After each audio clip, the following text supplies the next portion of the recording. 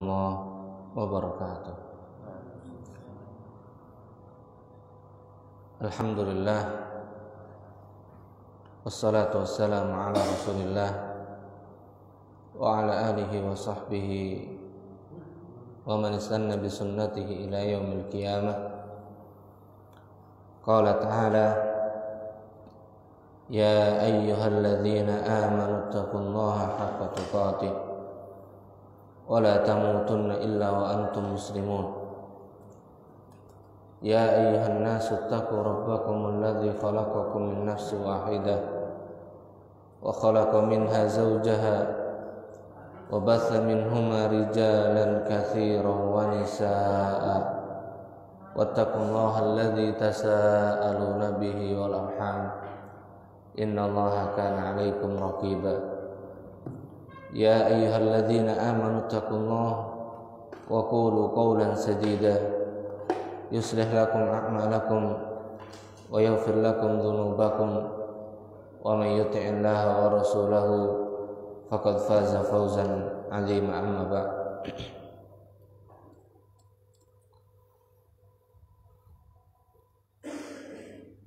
Ma'asyiral muslimin, jemaah yang berbahagia, kita melanjutkan kembali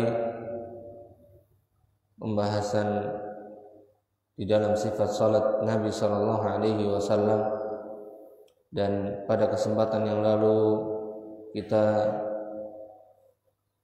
masuk di dalam bacaan pada salat witir. Kemudian sekarang kita masuk bacaan dalam salat Jumat. Di dalam salat Jumat, pada rakaat pertama Rasulullah sallallahu alaihi wasallam terkadang membaca surat Al-Jumu'ah. Sedang pada rakaat kedua beliau membaca surat Al-Munafiqun. Al-Jumu'ah rakaat pertama, rakaat kedua dengan surat Al-Munafiqun. Terkadang beliau membaca surat Al-Munafiqun dan surat Al-Ghasyiyah. Di rakaat pertama dengan surat Al-Munafiqun, di rakaat kedua dengan surat Al-Ghasyiyah. Hal ataka haditsul ghasyiyah itu. Dan terkadang juga beliau sallallahu alaihi wasallam ketika salat Jumat membaca surat Al-A'la di rakaat pertama dan rakaat kedua dengan surat Al-Ghasyiyah.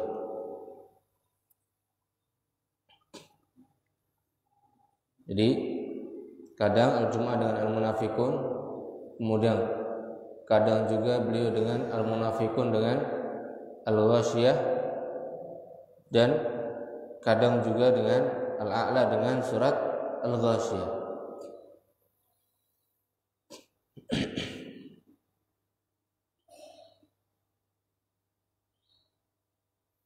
Dan dalam riwayat Abdullah bin Abbas radhiyallahu anhuma,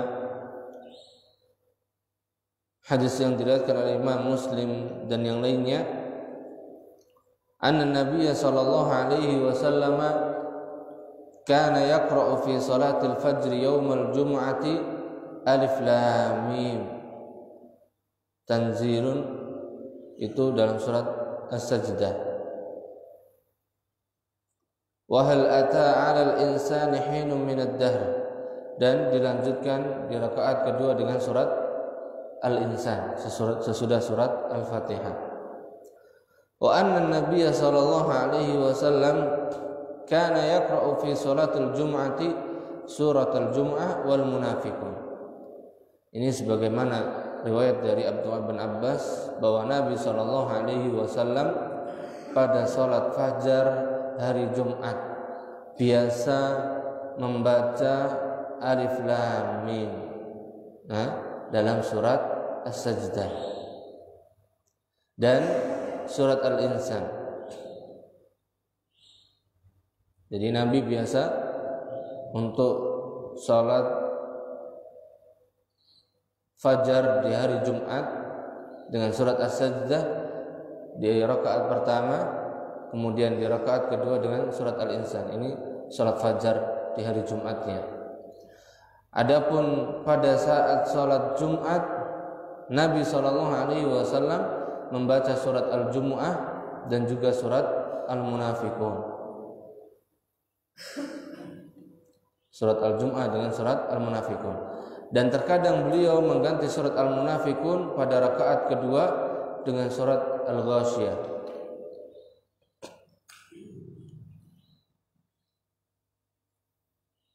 Jadi Al-Jumu'ah di rakaat pertama, kemudian Al-Ghasyiyah di rakaat kedua.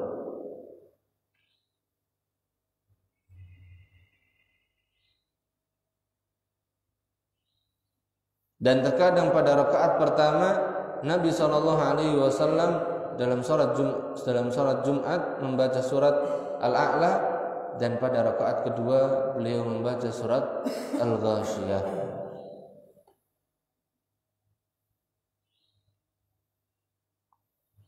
Adapun yang Nabi SAW mengganti surat Al-Munafiqun dengan surat Al-Ghasyiyah, sebagaimana yang dikabarkan oleh sahabat Ubaid ibn Abdullah ibn Utbah ibn Mas'ud, anna ad-Dhahhak ibn Qais sa'ala Nu'man bin Bashir radhiyallahu anhu. Ad-Dhahhak bertanya kepada An-Nu'man bin Bashir, "Madza kana yaqra'u bihi Rasulullah sallallahu alaihi wasallam yaumal jumu'ah ala ithri suratil jumu'ah?" Faqal kana yaqra'u bihal ataka hadithul ghasyiyah. Al-Dhahhak bin Qais bertanya kepada An-Nu'man bin Bashir, apa yang dibaca Rasulullah sallallahu alaihi wasallam pada hari Jumat setelah membaca surat Al-Jumu'ah? Setelah membaca surat Al-Jumu'ah, berarti Nabi sallallahu alaihi wasallam di rakaat pertama dengan surat Al-Jumu'ah sempurna. Kemudian apa yang dibaca sesudah rakaat pertama? Maka Nu'man bin Bashir menjawab, beliau sallallahu alaihi wasallam membaca hal ataka hadithul ghasyiyah, yaitu surat Al-Ghasyiyah. Jadi Al-Munafiqun diganti dengan surat Al-Ghasyiyah. Kalau di riwayat yang pertama tadi Nabi membaca surat Al-Jumu'ah, kemudian dilanjutkan di rakaat kedua dengan surat Al-Munafiqun.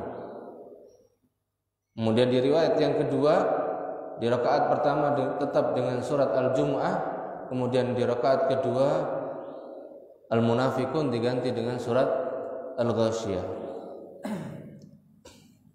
Dan terkadang juga Nabi SAW di sholat Jumat membaca surat Al-A'la dan di rakaat kedua dengan surat Al-Ghasyiyah. Ini untuk sholat Jumat. Kemudian selanjutnya bacaan pada sholat Idain, bacaan pada saat sholat Idul Fitr dan Idul Adha. Maka pada rakaat pertama terkadang Nabi SAW membaca surat Al-A'la, dan pada rakaat kedua beliau membaca surat Al-Ghasyiyah. Ini untuk surat Idain. Dan kadang juga Nabi SAW membaca surat Qaf dan surat Al-Qamar. Rakaat pertama dengan surat Qaf, rakaat kedua dengan surat Al-Qamar.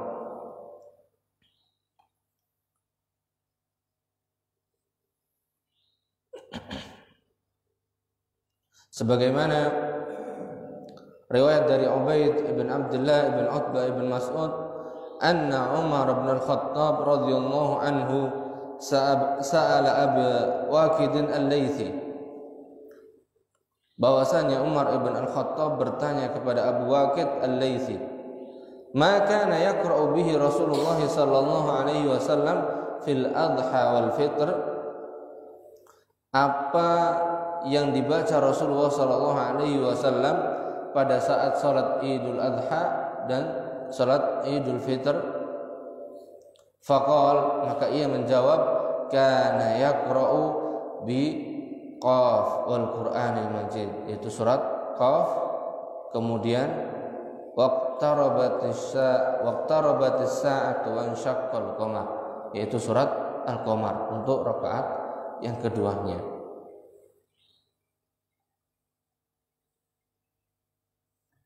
Maka untuk memperhatikan hal ini tinggal diperhatikan bagaimana kondisi jamaahnya. Karena kalau harus dibaca surat Qaf dari awal sampai akhir itu di rakaat pertama, kemudian di rakaat kedua membaca surat Al-Qamar, nanti ya ini belum terbiasa kayaknya juga, masih belum terbiasa, dan bahkan malah menimbulkan fitnah nanti malah.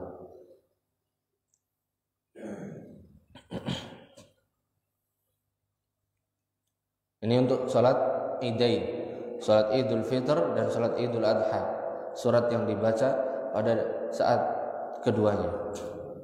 Kemudian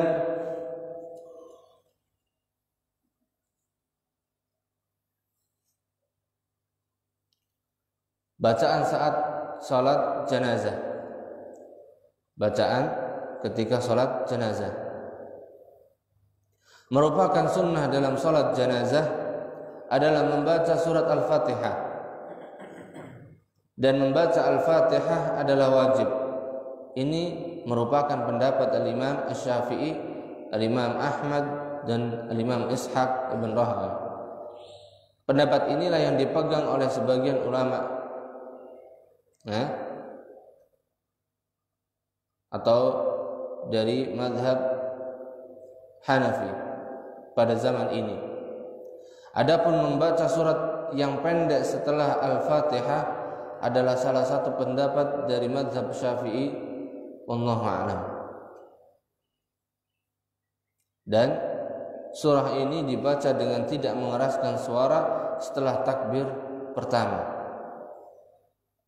Jadi membaca Al-Fatihah dan surat ketika sholat jenazah dengan tidak dikeraskan bacaannya.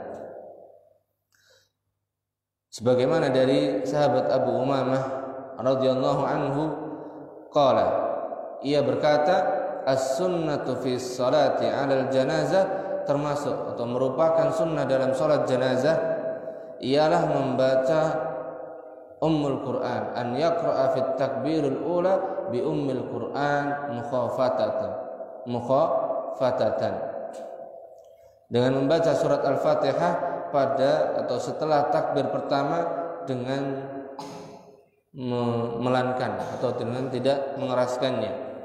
Tsumma yukabbiru thalathan, kemudian bertakbir sebanyak 3 kali, dan wat taslimu 'indal akhir, mengucapkan salam pada takbir yang terakhir. Mengucapkan salam setelah takbir yang terakhir.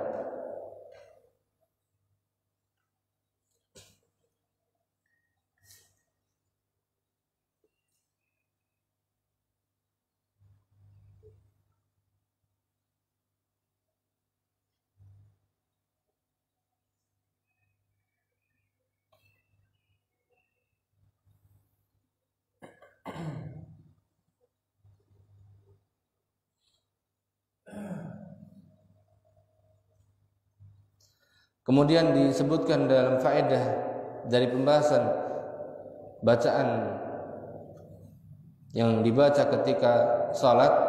Yang pertama, faedah dari hadis-hadis bacaan salat Nabi SAW, hukum asal membaca surat Al-Fatihah adalah wajib. Hukum asal membaca surat Al-Fatihah adalah wajib. Adapun membaca surat dari Al-Quran setelah membaca Al-Fatihah, maka hukumnya sunnah. Membaca surat sesudah surat Al-Fatihah hukumnya sunnah. Seandainya ada orang yang mencukupkan diri dengan membaca Al-Fatihah saja, maka salatnya tetap sah. Kemudian faedah yang kedua, dianjurkan membaca apa yang mudah dari Al-Quran atau yang telah dihafal. Sebagaimana firman Allah Azza wa Jalla, faqra'u ma tayassara minal Qur'an. Maka bacalah apa yang mudah bagimu dari Al-Qur'an. Juga sebagaimana sabda Rasulullah sallallahu alaihi wasallam, "Tsumma qra' ma tayassara laka minal Qur'an." Kemudian bacalah ayat Al-Qur'an yang engkau hafal darinya. Kemudian faedah yang ketiga, Nabi sallallahu alaihi wasallam ketika sholat subuh membaca bacaan yang panjang. Ketika sholat subuh membaca bacaan yang panjang. Ketika sholat zuhur dan asar membaca surat-surat yang sedang, membaca surat-surat yang sedang panjangnya. Kemudian ketika sholat maghrib membaca surat-surat pendek, dan ketika sholat isya membaca surat-surat yang sedang. Ini faedah yang bisa diambil dari pembahasan bacaan Nabi SAW pada saat sholat. Kemudian faedah yang keempat, Nabi SAW adalah orang yang paling khusyuk dan tumakninah dalam salatnya, dan Nabi SAW paling sempurna serta ringkas salatnya dan tidak terlalu panjang.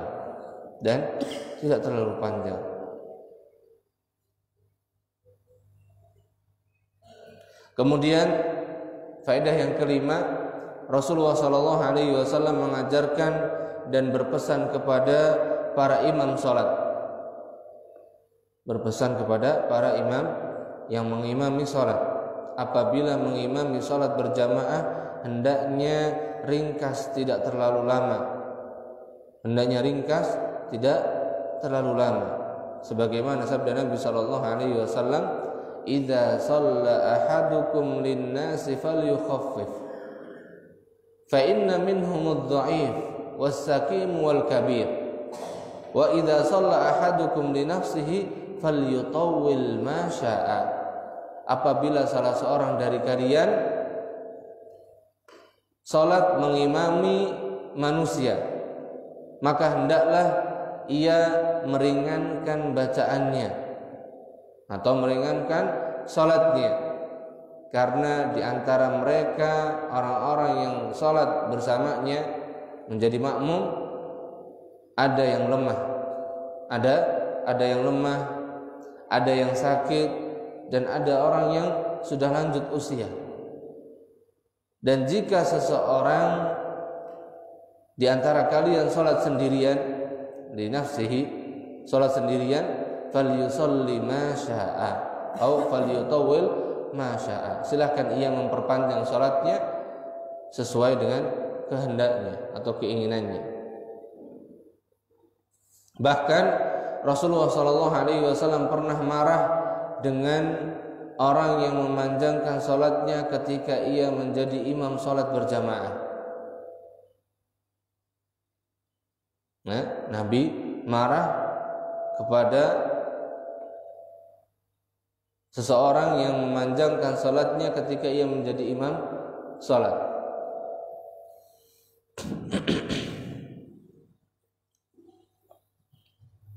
Karena Nabi SAW bersabda, "Ayyuhan nasu, inna minkum munaffirin." Wahai manusia, sesungguhnya di antara kalian ada orang-orang yang membuat manusia lari, yaitu menjauhi salat berjamaah, tidak mau datang lagi, menyebabkan manusia tidak mau datang untuk ikut salat berjamaah.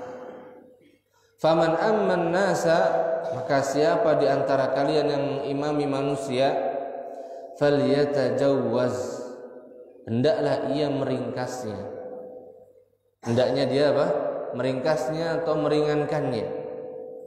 Fa inna khalfahu ad-dha'if wal kabira wa dzal hajah, karena yang ada di belakang dia dari makmum ada orang yang lemah, ada orang yang sudah lanjut usia, dan ada orang yang mempunyai hajat atau keperluan.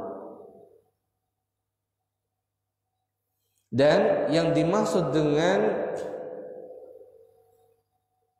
memanjangkan atau memendekkan bacaan, yaitu ketentuan tentang panjang atau pendek bacaan, yaitu melihat pada situasi dan kondisi makmum, yaitu dengan melihat kondisi dan situasi jamaahnya, makmumnya.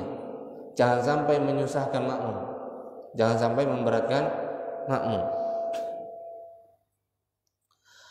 Kemudian faedah yang ketujuh yang terpenting dalam sholat adalah khusyuk dan tumakninah. Jadi bacaannya pendek, tapi yang penting apa? Khusyuknya dan tumakninahnya tetap dijaga. Ini yang perlu diperhatikan. Kemudian menyempurnakan rukun dan kewajiban sholat serta tidak tergesa-gesa.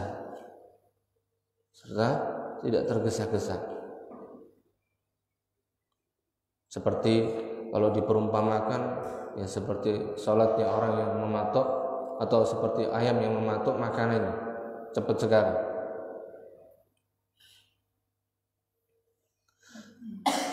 Kemudian ketika membaca atau membaca bacaan, maka membaca pada poin yang ke-14, membaca dengan tartil dan membaguskan suaranya. Membaca dengan tartil dan membaguskan suara tanpa berlebih-lebihan, Karena Nabi Shallallahu Alaihi Wasallam membaca Al-Quran sebagaimana yang diperintahkan oleh Allah Azza wa Jalla, yaitu membacanya dengan tartil, tidak lamban. Tartil itu tengah-tengah, enggak cepat, enggak lambat. Namun bacaan yang dapat ditangkap maknanya huruf demi huruf. Karena kalau bacaannya juga pas, itu kita yang jadi makmum juga enak untuk salatnya juga, bisa menikmati ibadahnya. Kemudian beliau membaca suatu surat dengan tartil hingga menjadi lebih panjang daripada surat lain yang lebih panjang jika dibaca tanpa tartil. Ini. Dan dari Hafsah radhiyallahu anha, istri Nabi sallallahu alaihi wasallam berkata, aku tidak pernah melihat Rasulullah sallallahu alaihi wasallam mengerjakan salat sunnah sambil duduk pada satu rakaat pun, hingga kira-kira setahun sebelum beliau wafat. Beliau mengerjakan salat sunnah dengan duduk. Beliau sallallahu alaihi wasallam mengerjakan salat sunnah sambil duduk. Jadi sebelumnya tidak pernah sambil duduk untuk salat sunnah.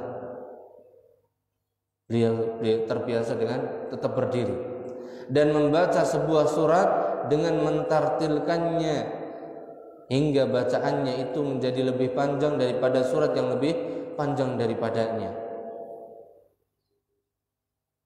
Ini diantara sunnah ketika membaca surat ketika salat atau pada saat salat. Dan beliau selalu berhenti pada akhir ayat sebagaimana penjelasan yang telah lalu. Kemudian di dalam membaca surat Al-Fatihah atau surat yang sudah Al-Fatihah, beliau memerintahkan untuk memperindah atau membaguskan suara ketika membaca Al-Quran.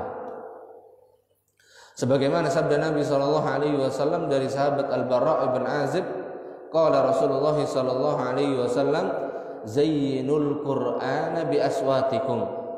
Perindahlah Al-Qur'an dengan suara-suara kalian. Fa inna sautal hasana yazidul Qur'ana husna. Karena suara yang indah itu memberikan nilai tambah yang menunjukkan keindahannya Al-Quran.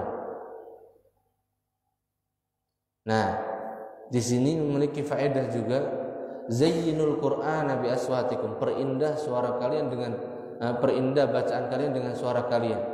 Berarti sesuai dengan suaranya masing-masing, tanpa harus Napa? Apa namanya? Meniru-niru. Yaitu sesuai dengan kemampuannya.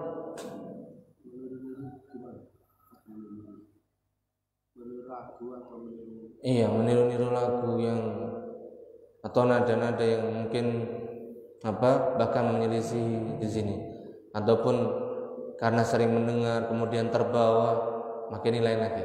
Adapun yang niru sampai seperti kayak tilawah itu yang panjangnya lebih panjang, kemudian pendeknya kadang dijadikan panjang, kemudian dengungnya pun lebih dari yang seharusnya, maka ini yang tidak diperkenankan. Meniru lagu seorang tidak boleh. Asalnya tidak boleh. Tidak boleh. Adapun terbawa maka ini lain lagi. Jadi kan gini. Ya. Adapun metode, maksudnya seperti ketika kita kan di dalam membaca atau mempelajari Al-Quran itu dengan silsilah atau dengan ada riwayat tadi, ada riwayat. Nah, adapun masalah ini maka Al-Quran dibaca sesuai dengan jalurnya tadi. Adapun yang terkait dengan memperindah suara, nah ini lain lagi. Adapun membacanya sesuai dengan riwayat, maka ini ya sesuai dengan apa yang diajarkan oleh Nabi Shallallahu Alaihi Wasallam. Adapun memperindahnya atau membaguskan suara, maka ini lain lagi. Karena membaguskan suara ini terkait dengan kemampuannya. Sehingga kalau kita meniru orang lain, maka akan terlihat nanti ketika membacanya akan ada yang aneh gitu, nafasnya yang nggak pas, atau nanti jadi melengkingnya dan yang lainnya itu berlaku untuk semuanya atau hanya salah meniru semua berarti enggak. Makanya di sini membaca Al-Quran atau masing-masing dari kita punya tugas dan punya kewajiban untuk mempelajari Al-Quran dari sisi bacaannya, supaya kita tahu atau mengenal bagaimana membaca Al-Quran dengan benar, atau mampu untuk membaca Al-Quran dengan benar. Nah, nanti itu nada suara itu akan muncul sendiri sesuai dengan karunia yang Allah berikan kepada masing-masing. Karena kalau disuruh suara kita disuruh sama-sama yang lain itu pasti nggak ada beda. Nah, adapun ketika kita sering dengar murotal kemudian terbawa, atau sering mendengar bacaan siapa atau senang dengan bacaan siapa kemudian terbawa, nah ini lain lagi. Jadi bukan meniru tapi terbawa. Oke. Artinya jadi berusaha mengikuti seperti bacaan dia gitu. Nah, itu nanti kan akhirnya ujungnya ada sesuatu yang aneh gitu. Allah a'lam.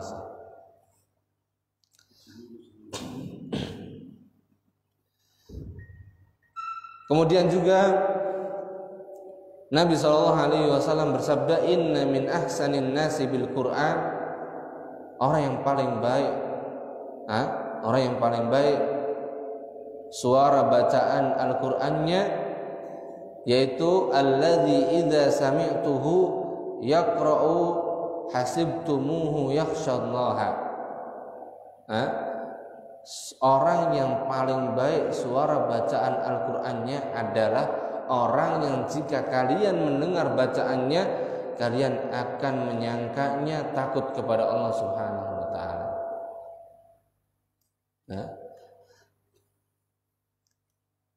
Kemudian di dalam riwayat yang lain Nabi SAW bersabda, laisa minna man lam yataghanna bil Qur'an. Bukan termasuk golongan kami orang yang tidak melakukan Al-Qur'an. Dan yang dimaksudkan melakukan Al-Quran bukan melakukan Al-Quran seperti nyanyian. Nah, ini lain lagi. Karena Al-Quran itu bukan nyanyian. Bukan nyanyian. Jadi melakukan Al-Quran di sini membaca Al-Quran tersebut sebagaimana yang diajarkan oleh Rasulullah dengan memberikan haknya dan mustahaknya. Nah, nanti akan muncul itu nada itu atau lagunya itu sendiri sesuai dengan karunia yang Allah berikan dalam suaranya masing-masing tadi. Kalau membaca Quran sampai 1 hari khatam, apalagi buat ini gimana juga? Sehari khatam Al-Quran kemudian Biasanya buat acara. Biasanya orang itu kalau ada hajat gitu. Itu bikin acara khataman apa 1 hari setiap itu. Sekarang kan lagi tren. Itu hukumnya seperti apa? ya, berarti kalau dibuat seperti itu maka ini tidak ada contohnya dari Rasulullah dan para sahabatnya. Mereka tidak pernah membuat acara seperti itu. Kalau mau khataman ya sendiri, masing sendiri tanpa harus dibuat acara seperti itu, tidak ada. Kontrak. Nah iya, berarti di sini sudah membuat aturan sendiri, tata cara sendiri yang ini tidak pernah dikerjakan dan diamalkan oleh Rasulullah dan para sahabat. Jadi, hukumnya sama kan? Orang yang mengadakan dan yang mengerjakan sama. Iya. Terkena dalam atau terjatuh ke dalam perkara yang baru yang tidak pernah diamalkan dan dikerjakan oleh Rasulullah dan para sahabatnya. Iya.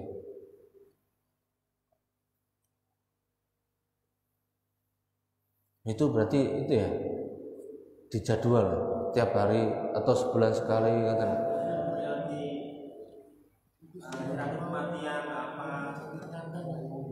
Oh gitu. Ya, jadi kalau ada jatah misalnya mau Iya gini sudah. pagi. Iya. Dan zamannya Rasulullah dan para sahabat tidak ada seperti itu. Kalau mau khataman sendiri, kalau dia seperti Imam Syafi'i dan seperti para ulama kita, mereka menghatamkan Al-Quran, ya acara dia sendiri, karena ingin apa? Khususnya terlebih lagi di akhir-akhir ini atau 10 hari terakhir bulan Ramadan ini. Nah ini istilahnya dia menjadwal dirinya sendiri. Adapun terkait tadi berarti terkait dengan apa? Ada momen-momennya, ada jadwalnya, ada waktu-waktunya yang dibuat sehingga nah ini yang menjadikan istilahnya perkara yang baru yang dijadikan bagian dari agama lagi. Yang kalau tidak ada itu kayaknya tidak mantap atau yang semisalnya. Allah a'lam.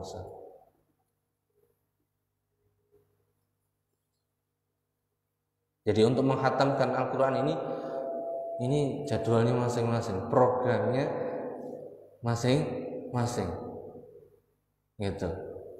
Bukan karena ada acara tadi.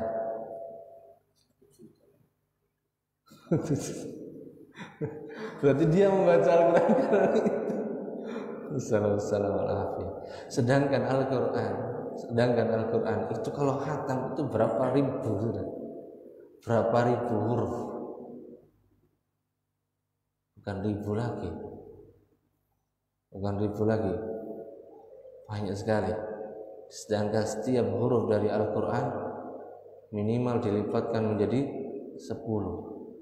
Masya Allah, lebih dari 1 juta ganjarannya.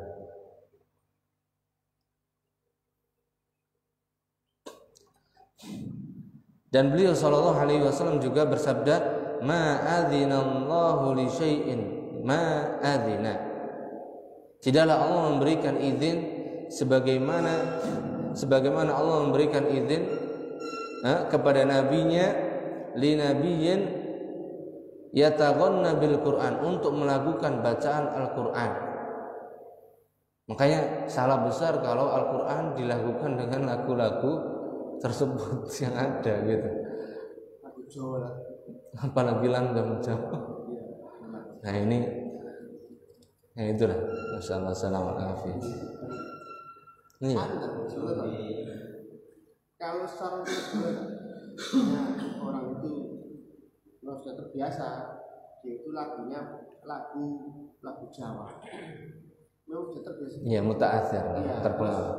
Bacaannya betul, semuanya betul. Itu betul kan? Iya kan? Tidak masalah. Tidak masalah. Iya, karena misal kayak orang-orang tua kita, karena mungkin dia sudah terbiasa dengan istilahnya, mungkin dari kecil sering dengar itu, kemudian ketika membaca Al-Quran dia tidak disuruh ngelaguin seperti itu, tapi dia bacanya memang ke bawah seperti itu, ya sama seperti tadi, karena dia terbiasa mendengarkan murattal tadi, hampir sama seperti itu. Yang paling penting di sini dia bukan ada maksud untuk meniru tadi, kemudian dia tunaikan haknya dan mustahaknya, maka tidak ada masalah, insya Allah. Tidak termasuk ke dalam atau terjatuh ke dalam melakukan Al-Quran dengan lagu-lagu yang tadi itu. Oke, tidak apa. Masalahnya ada yang bisa, tidak bisa lagu lain. Nah, iya, itu tidak bisa ditiru. Orang lain nggak mungkin bisa niru sudah, karena memang kebiasaan bacaannya seperti itu ya. Yang penting tidak dibuat-buat. Makanya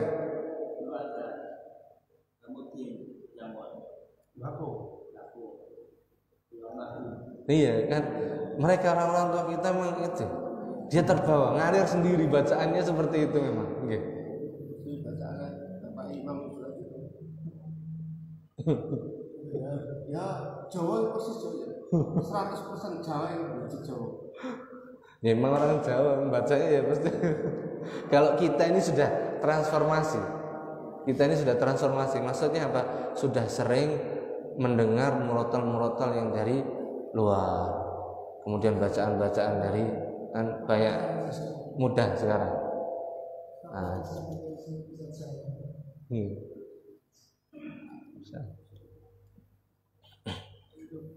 ini untuk terkait bacaannya. Maka yang paling utama dalam membaca Al-Quran ini yaitu seseorang dia mempelajari untuk mengetahui bacaan yang benar. Kalau yang kita pakai umumnya itu kan riwayat Hafiz an Asim. Ini yang umum dibaca oleh kita, bacaannya seperti itu, yang sering kita dengar itu. Maka insya Allah itu cukup untuk bagi kita dan untuk membaca Al-Qur'annya, baik untuk sendiri dan baik juga ketika untuk sholat. Adapun yang mereka yang belajar kemudian sesekali diamalkan di lingkungan yang sudah paham, maka tidak masalah. Tapi kalau yang diamalkan atau diperhatikan yang belum paham, ini jadi fitnah. Karena nanti ada kayak dengar apa kalau ada imalah-imalahnya itu nanti aneh lagi. Orang nggak biasa dengar soalnya. Ini main-main apa? Al-Quran dimain-mainin.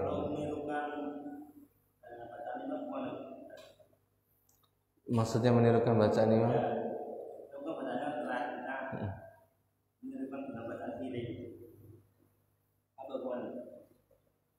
Maka seperti pembahasan kita yang lalu, makmum mencukupkan dengan bacaan imam. Maksudnya bagaimana? Fa idza quri'al Qur'an fastami'u lahu wa ansitu. Dua. Yang dimaksud mencukupkan ini dua. Mendengarkan bacaannya dan yang kedua apa? Diam. Kalau harus ngikuti nanti khawatirnya apa? Nah, kalau sekedar mungkin mengikutinya di hati untuk meresapi maknanya tadi mungkin tidak ada masalah. Tapi kalau sampai dilafadzkan dengan pelan tadi, maka ini khawatirnya juga mengganggu. Khawatirnya bisa mengganggu. Allah a'lam. Karena Nabi SAW tadi pernah yang pembahasannya lalu ditegur para sahabat. Siapa tadi yang adakah di antara kalian yang mengganggu bacaan saya itu. Maka setelah itu Nabi SAW melarang para sahabat membaca apapun bacaan di belakang imam. Membaca apapun di belakang imam, dan mereka disuruh diam. Dan setelah itu para sahabat pun tidak ada lagi yang baca dan diam. Maka ini yang lebih utama. Wallahu a'lam bishawab. Kemudian ketika muncul atau timbul was-was, maka pembahasan yang ke-16 membaca ta'awudz dan meludah tipis ketika sholat untuk menghilangkan keraguan. Membaca ta'awudz dan meludah tipis ketika sholat untuk menghilangkan keraguan. An Abil Ala anna Utsman bin Abil As radhiyallahu anhu ata an-nabiy sallallahu alaihi wasallam faqala. Dari Abul Ala bahwa Utsman bin Abil As radhiyallahu anhu berkata kepada Rasulullah sallallahu alaihi wasallam, "Ya Rasulullah, wahai Rasulullah, inna syaitana qad hala baini wa baina salati." Sesungguhnya syaitan telah menghalangi antara aku dengan salatku. Salati wa qiraati, salatku dan bacaanku. Ia mengacaukannya, katanya. Yalbisuha alaiha, dia atau syaitan mengacaukan bacaanku, mengacaukan salatku, mengganggu salatku. Faqala, maka Rasulullah sallallahu alaihi wasallam bersabda, "Dzaka syaitanun yuqalu lahu khinzib." Itulah syaitan yang bernama khinzib, kata Nabi sallallahu alaihi wasallam. Jadi syaitan yang mengganggu orang yang salat itu namanya apa? Khinzib. Kan yang diganggu banyak ya. Yang mengganggu banyak, berarti ya semuanya disebut khinzib gitu. Kata Nabi SAW, "Fa'idha ahsastahu," apabila engkau mulai merasa syaitan tadi mengganggu sholatmu dan bacaanmu, fata'awwadz billahi minhu, maka ucapkanlah apa?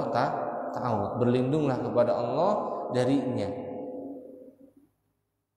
Watful ala yasarika thalathan, dan meludah tipislah sebanyak 3 kali di sebelah kirimu. Di sebelah kirimu. Fafa'altu dzalika, kemudian aku mengamalkan apa yang diajarkan oleh Nabi sallallahu alaihi wasallam tersebut. Fa'adhabahullahu anni, maka Allah pun menghilangkan dan menyingkirkan gangguan tersebut dariku. Ini kalau kita merasa sudah diganggu atau merasa diganggu oleh syaitan tadi, mengacaukan konsentrasi, kekhusyuan kita dalam sholat, atau mengganggu bacaan kita dalam sholat, maka cara menghilangkannya apa? Mengucapkan ta'awudz, kemudian meludah tipis ke arah kiri.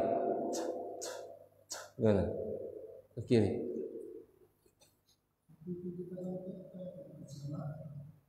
Berjamaah juga. Makanya ke sini aja nih. Kiri maksudnya nggak harus ke kiri gini. Karena kalau kirinya ke sini nanti baru ke samping. Jadi ke sebelah sini. Nah, ini. Enggak, kan ininya suaranya pun buatan keras. Bukan. Nah itu baru nanti dia marah deh. Tapi kalau biasa tipis semua.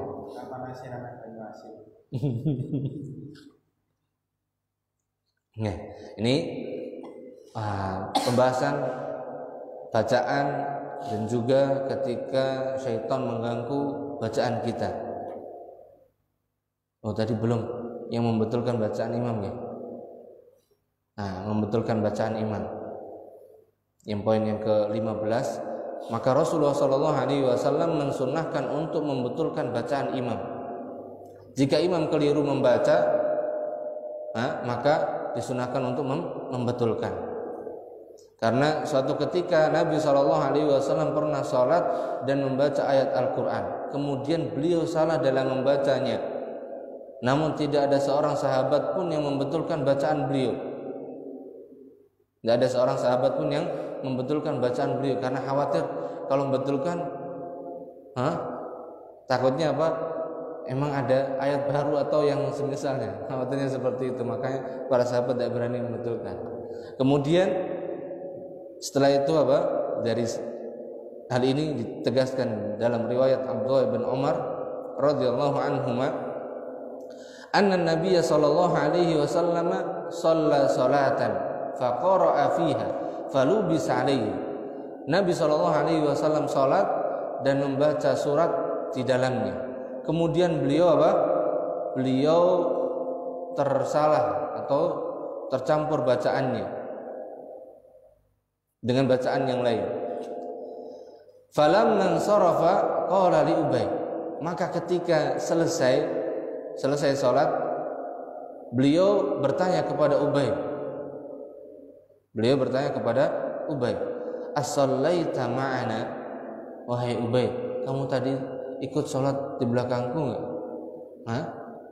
Kamu atau apakah engkau salat bersama kami tadi? Qala na'am. Ubay berkata atau Ubay menjawab, iya. Qala fama mana'aka an taftaha alayya? Wahai Ubay, lantas apa yang menghalangimu untuk membenarkan bacaanku? Katanya. Maka ini diantara apa? Anjuran dari Nabi SAW untuk membetulkan bacaan imam. Maka boleh dan disunahkan untuk membetulkan.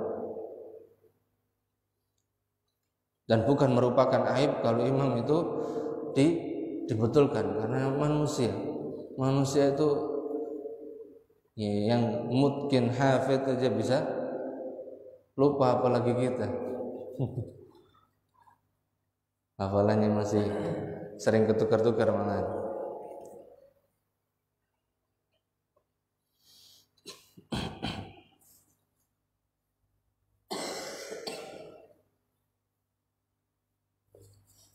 Kemudian kita masuk di pembahasan ruku. Ini pembahasan ruku cukup panjang, lumayan panjang. Insyaallah dilanjutkan di pertemuan yang akan datang aja biar enak ya, biar nggak terpotong, biar nggak terpotong. Ini juga diproseskan untuk istirahs awal ada. Dan Ustaz Yazid menguatkan dengan duduk iftiras, kayak seingat saya beliau menguatkan duduk iftiras. Itu yang kaki kiri yang diduduki itu ya. Nah, yang kaki kiri diduduki itu iftiras.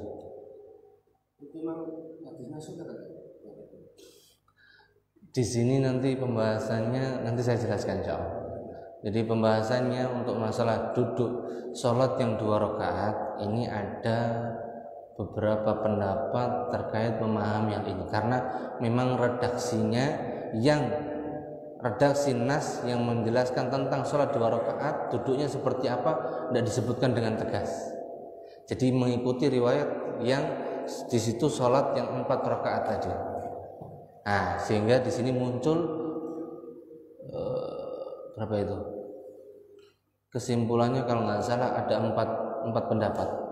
Imam Abu Hanifah, Imam Malik, kemudian Imam Ahmad dan Imam Syafi'i.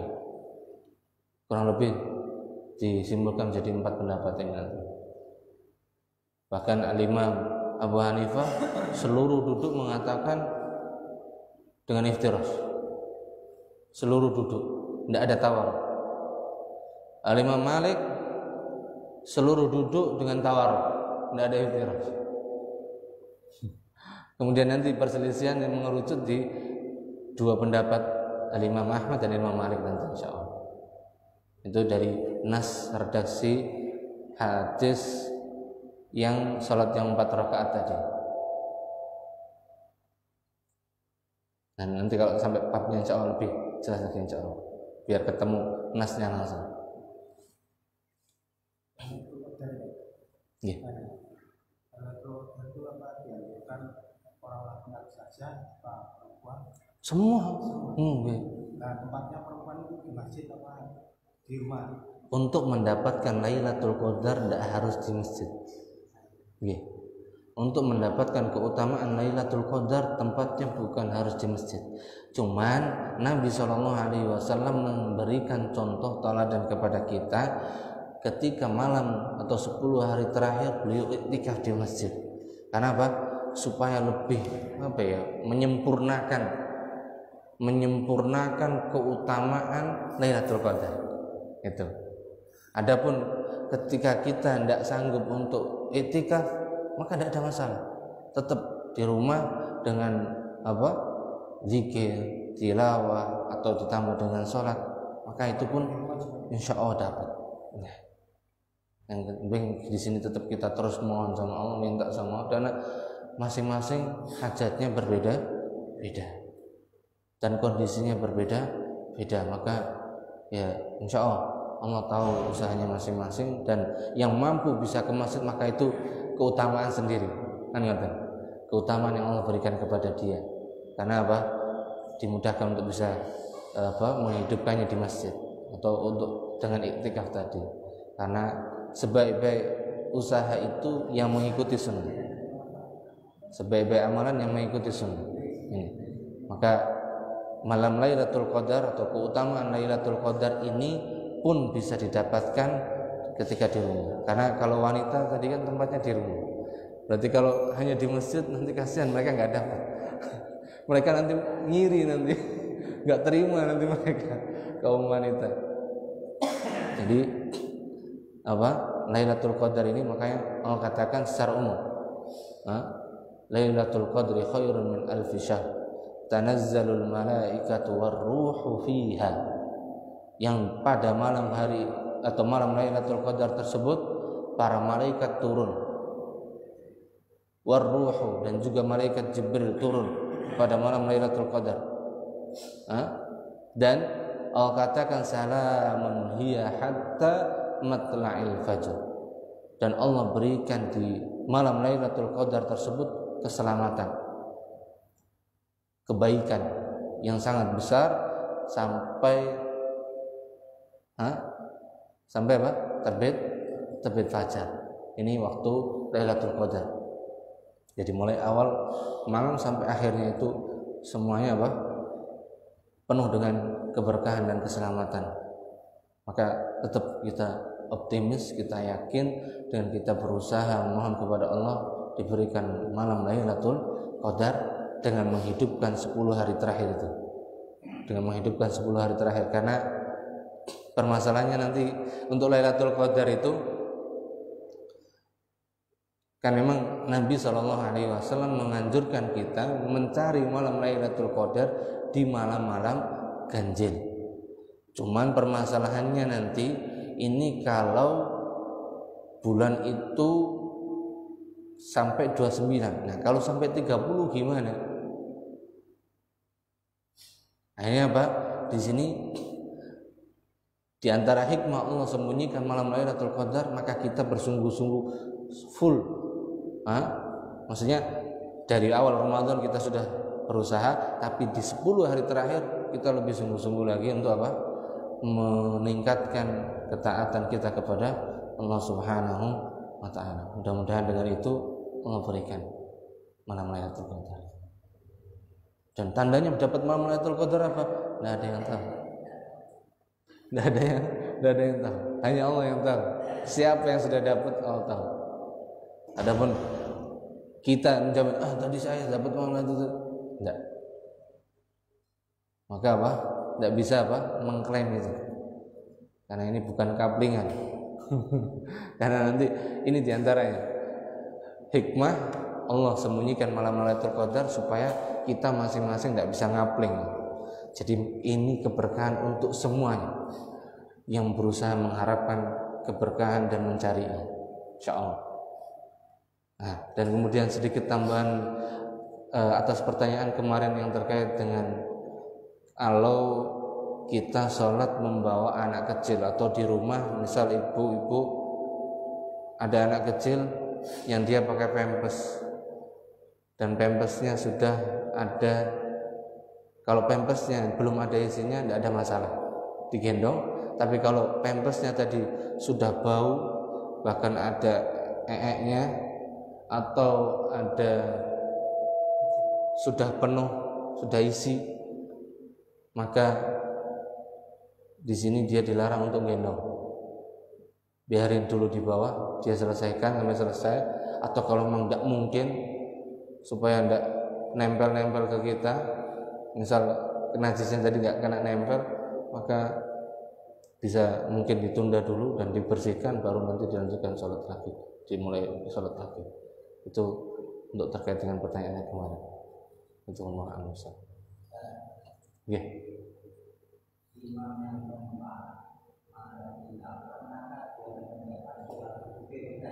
Surat Al-Baqarah